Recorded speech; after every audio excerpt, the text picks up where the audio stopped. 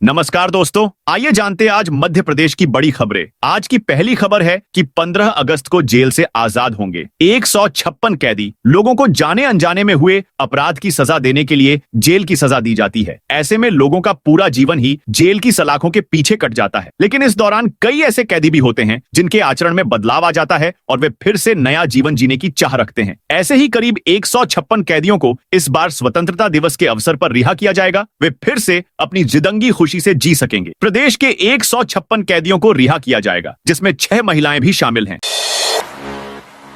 धार्मिक स्थल तोड़ने और मोर मारने पर बवाल नीमच के ग्राम सेमली इस्तमुरार तहसील मनासा के ग्रामीणों ने मंगलवार को कलेक्टोरेट पहुंचकर धार्मिक स्थल पर स्थित पथवारी तोड़े जाने और पेड़ों की कटाई के विरोध में प्रदर्शन किया। ग्रामीणों ने ज्ञापन सौंपकर दोषियों के खिलाफ कड़ी कार्रवाई और धार्मिक स्थल के पुनर्निर्माण की मांग की। एमपी के इस जिले में जल्द शुरू होगी अंडरग्राउंड कोल माइन। गरौली के बरगवां तहसील में प्रस्तावित घोड़बहरा उज्जैनी ईस्ट कोयला खदान जल्द ही शुरू होगी। इसके लिए मंगलवार को मझौली गांव में पर्यावरणीय मंजूरी लेने के लिए लोक सुनवाई आयोजित हुई। इस आयोजन में 4 गांव के 2000 स्थानीय ग्रामीणों ने भाग लिया, जो इस खदान से प्रभावित होंगे। ग्रामीणों ने प्रोजेक्ट का खुलकर समर्थन किया।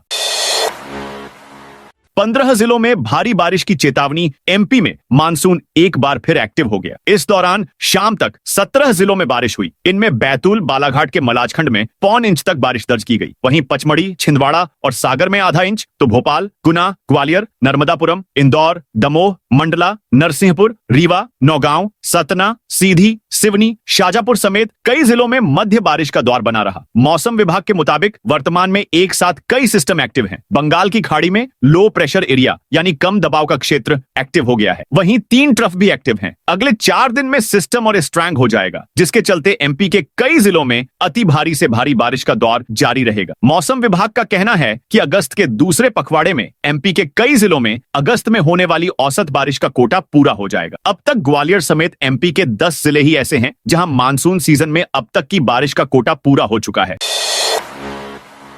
ओटीपी और बायोमेट्रिक की झंझट खत्म। अब फेस स्कैन कर हो जाएगा ट्रांजैक्शन। डाक विभाग के इंडिया पोस्ट पेमेंट्स बैंक ने ग्राहकों के लिए अब चेहरे की पहचान के जरिए बैंकिंग लेन देन की सुविधा शुरू की है। कई स्थानों पर ग्राहकों को ओटीपी या फिंगरप्रिंट की समस्या आने पर लेन देन मुश्किल से हो पाता था। इसमें काफी समय लगता था। अब एक नई व्यवस्था में चेहरा प्रमाणीकरण सुविधा शुरू की गई है। इस सुविधा को आधार आधारित फेस ऑथेंटिकेशन कहा जाता है। यह सुविधा विशेष रूप से बुजुर्गों और विकलांग व्यक्तियों के लिए उपयोगी है साबित होगी, जिन्हें पारंपरिक रूप से अंगूठे के निशान या ओटीपी का उपयोग करने में कठिनाई आती है।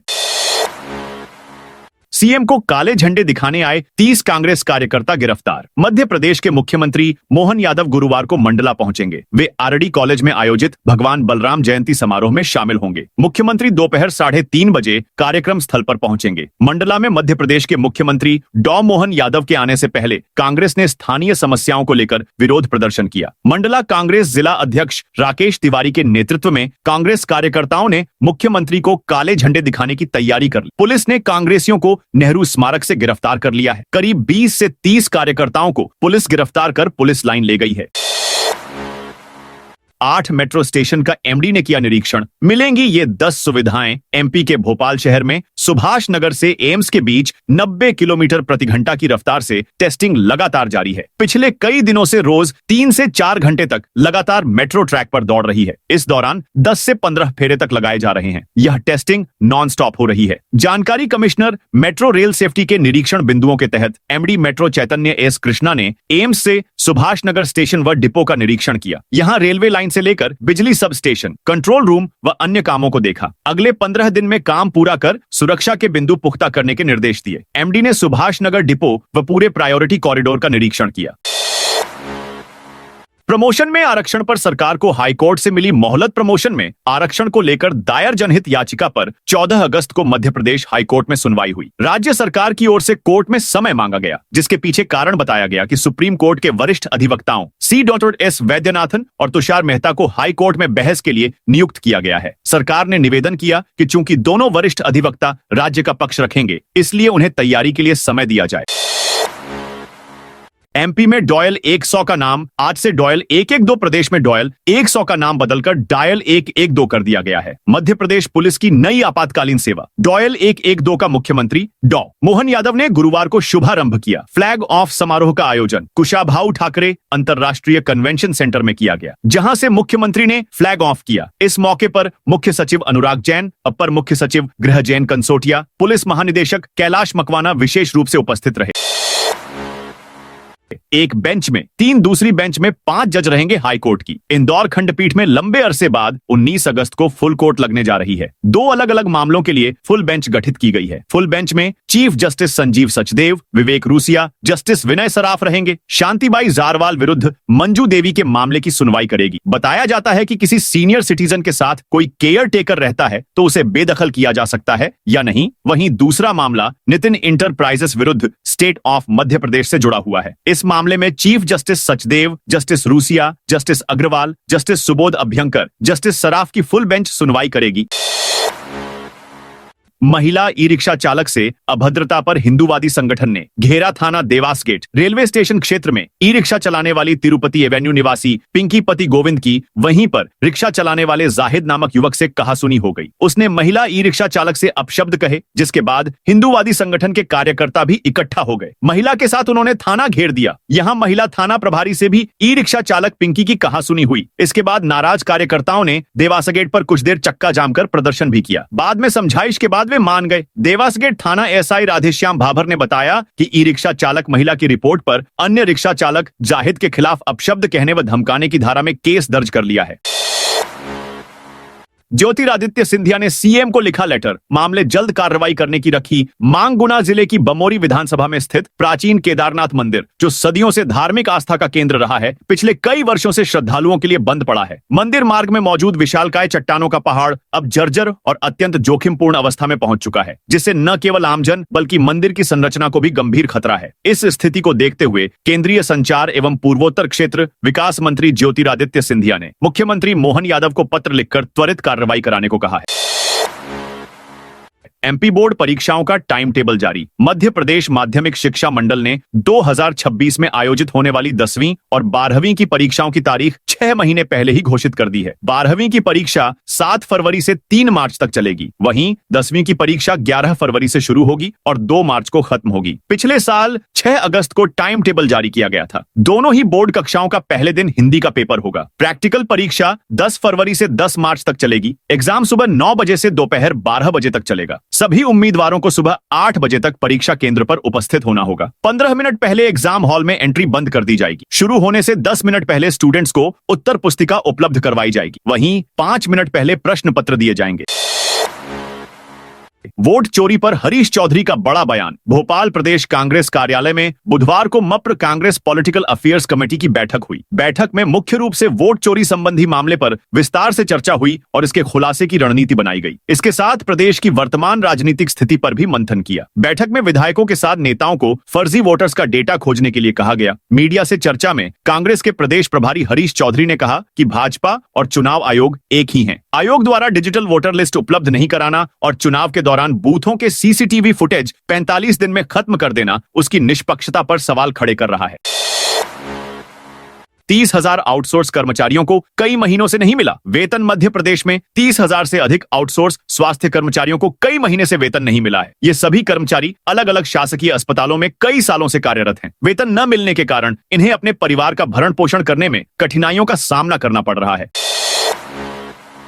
एमपी के 5 वरिष्ठ अफसरों पर गिरी गाज। मध्य प्रदेश में स्व सहायता समूहों की आय बढ़ाने पर खासा ध्यान दिया जा रहा है। इसके लिए मध्य प्रदेश राज्य ग्रामीण आजीविका मिशन की मुख्य कार्यपालन अधिकारी हर्षिका सिंह ने अधिकारियों को विशेष निर्देश दिए हैं। मिशन की समीक्षा बैठक में उन्होंने माइक्रो इंडस्ट्री स्थापित करने के लक्ष्य को ध्यान में रखकर क्लस्टर की प्लानिंग करने को कहा। सीईओ हर्षिका सिंह ने समूह सदस्यों को धोखाधड़ी से बचाने के लिए जागरूक बनाने पर भी जोर दिया। उन्होंने समूहों की बैंकिंग प्रक्रिया में हस्तक्षेप करने वाले मिशन कर्मियों पर सख्त कार्रवाई की चेतावनी दी। इतना ही नहीं, सीईओ हर्षिका सिंह ने काम में अपेक्षित प्रगति के अभाव में 5 जिलों के प्रबंधकों को नोटिस देने के निर्देश जारी कर दिए। वरिष्ठ अफसरों पर गाज गिरने से विभाग में हड़कंप मच गया है।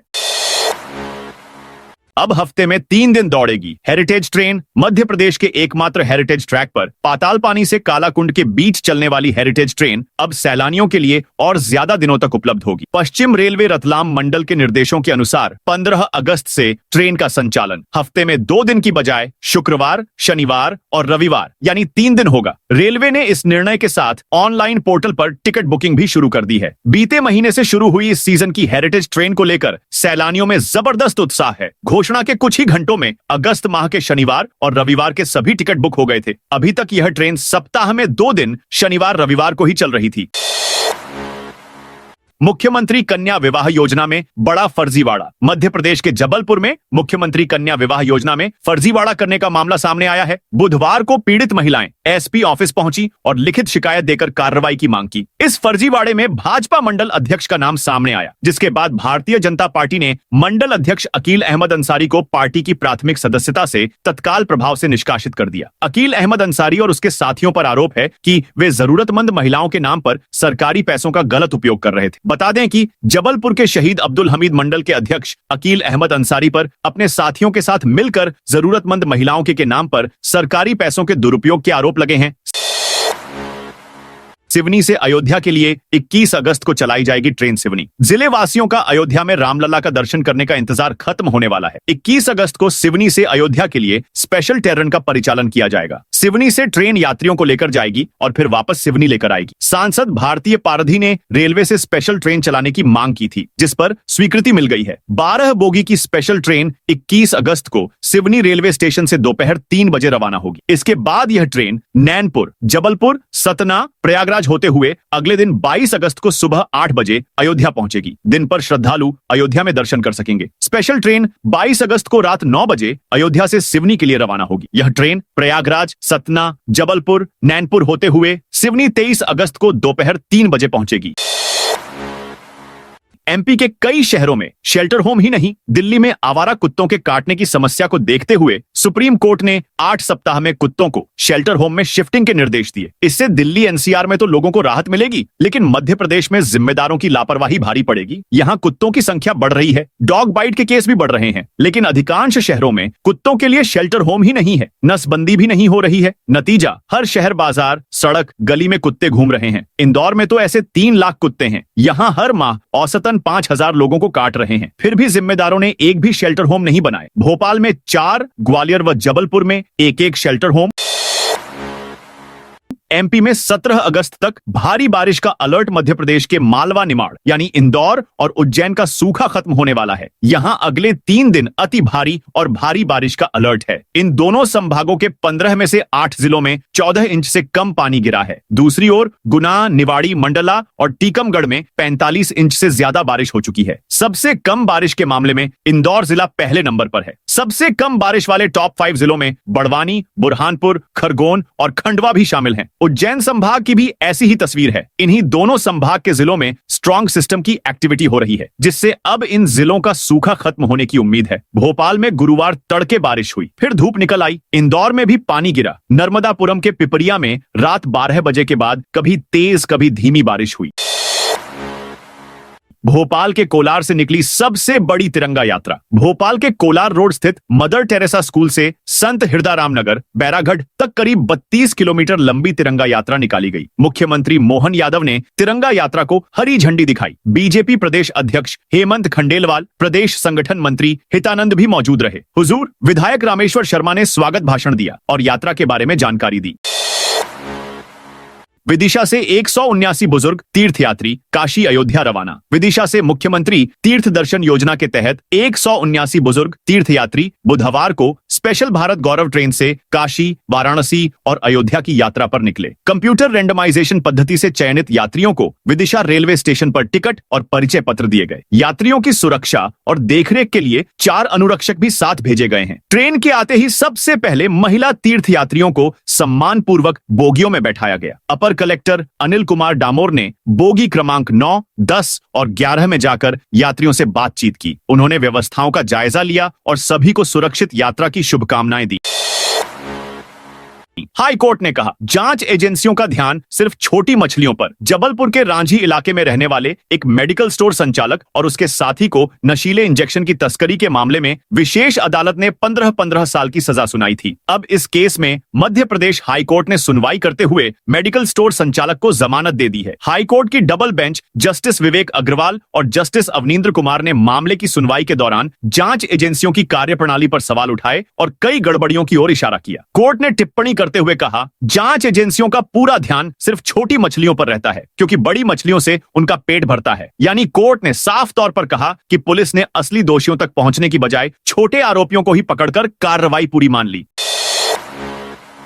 दतिया में 8 शिक्षकों पर कार्रवाई। दतिया में शिक्षकों की लापरवाही पर सख्ती दिखाते हुए 8 शिक्षकों का एक दिन का वेतन काटने के साथ चेतावनी जारी की है। वहीं एक स्कूल बंद मिलने पर 2 शिक्षकों को कारण बताओ नोटिस जारी किया गया है। ये कार्रवाई अपर संचालक लोक शिक्षा एवं मुख्य कार्यपालन अधिकारी जिला पंचायत अधिकारी अक्षय कुमार तेम्रवाल ने की। जानकारी के अनुसार जिला पंचायत सीईओ तेम्रवाल ने 13 अगस्त को जिले के अलग अलग स्कूलों का निरीक्षण किया था। इस दौरान कई शिक्षक बिना सूचना के अनुपस्थित मिले, जबकि कुछ समय पर विद्यालय नहीं पहुंचे। इन पर कार्रवाई के लिए नोटिस जारी किए गए थे। स्पष्टीकरण मिलने के बाद पाया गया कि संबंधित शिक्षक पदीय दायित्वों के निर्वहन में उदासीन और लापरवाह रहे हैं।